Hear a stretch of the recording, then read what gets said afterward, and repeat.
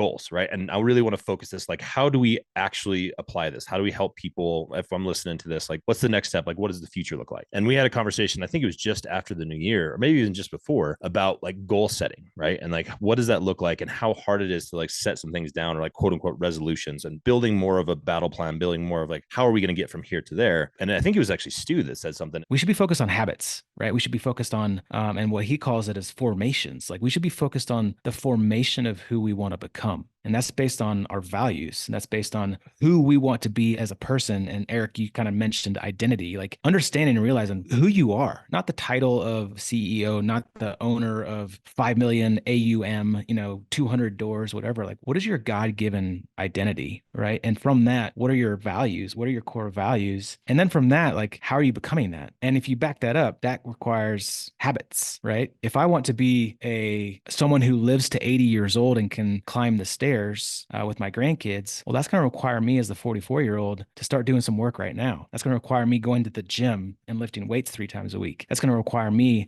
to do 3 days of cardio. It's going to require me to put a ruck on and go for a 45-hour ruck once a week, right? Like there's habits that are created by formations that are going to get you to that end, quote unquote goal, but it's a value, right? I want to be a Christian man and lead my family well spiritually. I want to be a Christian man and be told, good job, well done, my good and faithful servant. What does that require? That requires me having a relationship with my God and getting up every single morning and reading the Bible and praying and journaling on scripture. That's the habit. That's the formation. And so I think a lot of times people put these goals and that's the end goal. What happens when you get to that goal? Do you just create another goal? I think it's more about the process and the formation of getting to who you want to become.